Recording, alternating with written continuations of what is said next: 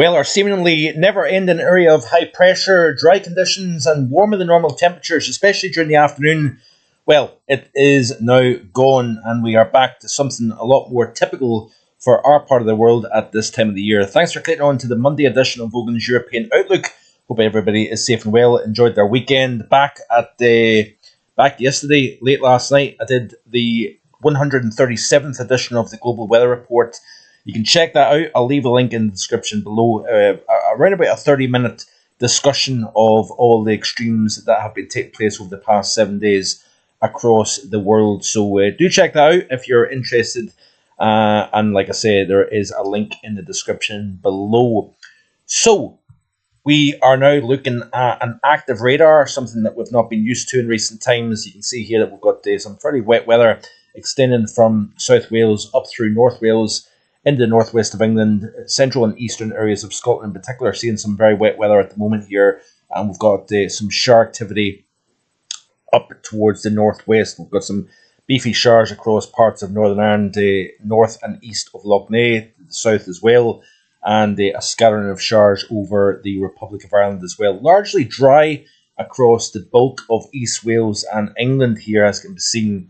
And if you look at the latest radar imagery here, we've got quite a lot of cloud cover across the UK at the moment. An area of low pressure here that we're keeping an eye on, that is going to dominate the middle portions of this work week as that system drifts out of Biscay and lifts northwards here. We are going to increase the chance of seeing hill snow. Speaking of hill snow, we do have some fresh coatings over moderate hills through the course of this afternoon. But we've also got a lot of disturbed weather once again across Spain, Portugal, into the heart of south-central Europe. We've got the somewhat calmer conditions and clear skies the further north you go. But you can see here, this is the latest camera from Cairngorm Mountain, seeing a little fresh dusting. We've had off and on snow showers with a temperature around -1 Celsius through this afternoon, and even at the Glencoe Resort as well, we've got some patchy fresh snow. That some of those bigger patches are residual snow from that's already been on the ground, but you can see that we've seen some snow activity here also over the last 24 hours or so. But we're also obviously looking at the drought situation here. Yes, you're probably saying to yourself, you're not a little bit early to speak about drought conditions and whatnot, especially given the fact that we've got a much more mobile and more unsettled look to the next week and beyond. But it certainly is interesting to see how we've really started to fill in. This is the drought monitor for Europe here. We've really seen an expansion because of the dominance of high pressure over Central Europe, including the UK and Ireland through the past really 2.5 to 3 weeks. And obviously we've had a dry March and also a fairly dry February, especially the further north you go.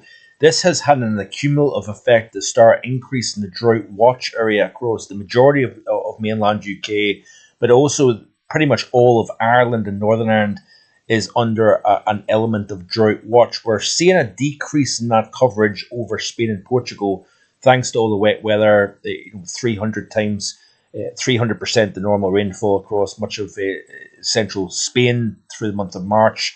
But there is an area down towards Murcia, the southeast of Spain, that remains in pretty significant drought because we've not had as much moisture into this part of Iberia.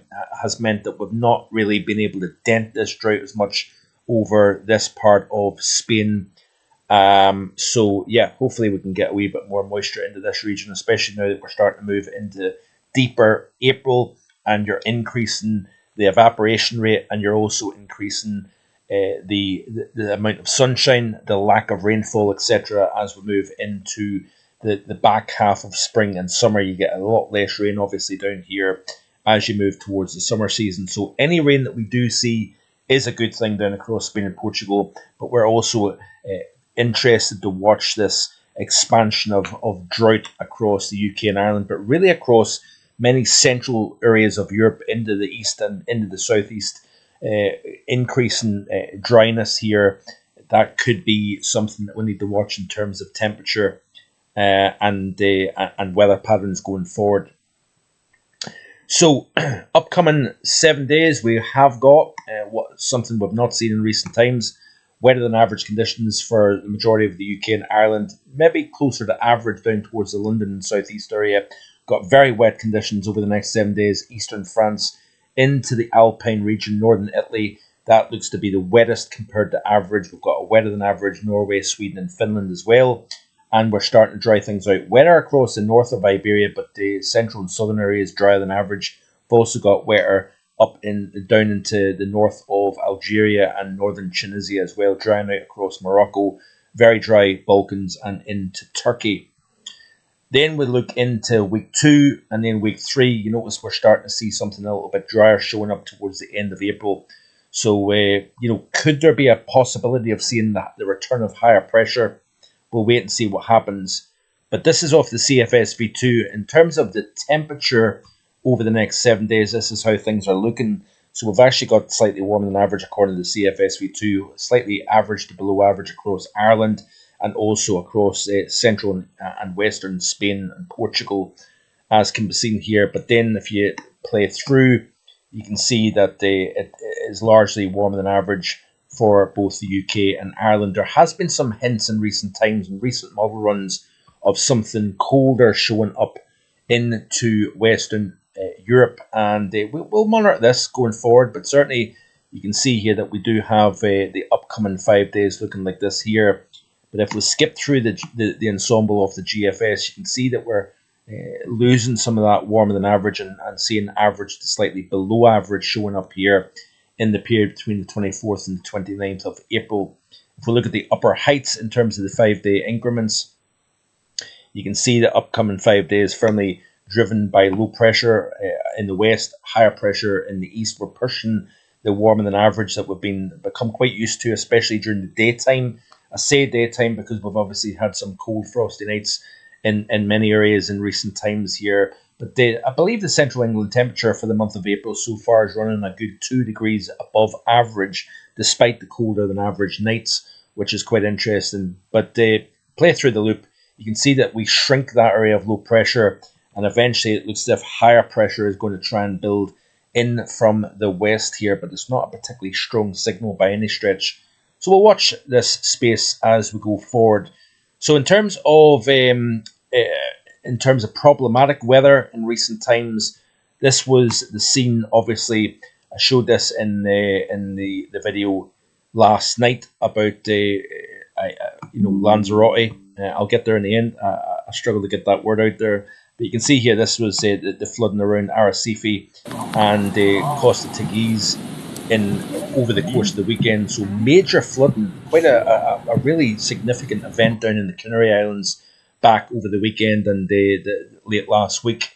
But we've also seen, while we've seen flooding in the Canary Islands, we've also seen major snowfall in communities elevated at around 2,500 to 3,000 feet above sea level in northern Turkey, exposed to the northerly flow coming off the Black Sea. This is a satellite image from Severe Weather EU showing a nice curl associated with low pressure over the central Black Sea.